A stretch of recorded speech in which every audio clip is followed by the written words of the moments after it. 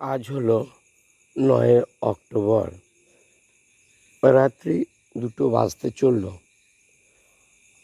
আমার হঠাৎ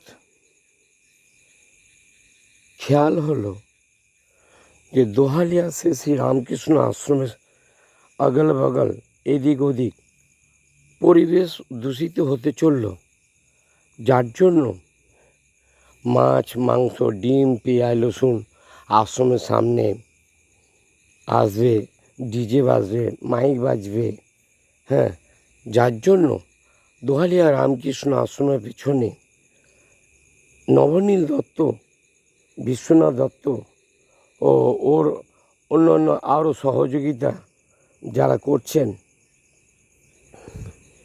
তার যেন অবশ্যই এক্ষুনি ইমিডিয়েট এই যে রকমটি আছে সেরকমটি থেকে যাবে। আর পাথর পড়ে আছে, ইট পড়ে আছে, ঘরের জলের ট্যাঙ্কি আছে একতলার ওপরে সবুজ রঙের। তা এই বিল্ডিংটা অতি অবশ্যই যেন এখন আর না হয়। 100% গ্যারেন্টি, গুরুতর দণ্ডনীয় অপরাধ। আমি দেখে আমি খুবই দুঃখিত হলাম যে আশ্রমের পরিবেশ দূষিত হতে চলল।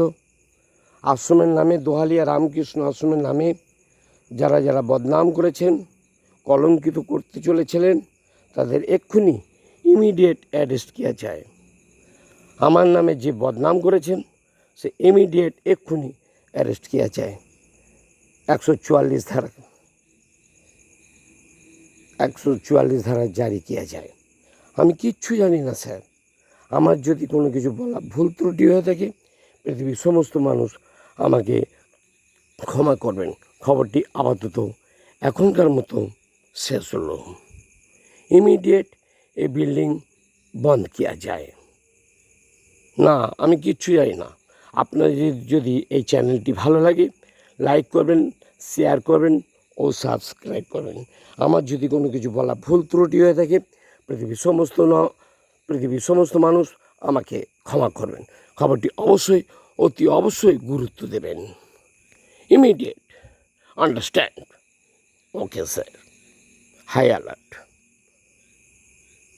নাহলে 11,000 কোটি টাকা দিলেও এই আশ্রমের পরিবেশ দূষিত করবেন না। ए बिल्डिंग अरेस्ट जाओ, हम कुछ नहीं जानते, तू सिक्योरिटी वाले बाबे मुंडे। আমার বিপক্ষে যারা কথা বলেছেন ইমিডিয়েট অ্যারেস্ট, কোনো ক্ষমা নাই। যাও। Okay sir, high alert.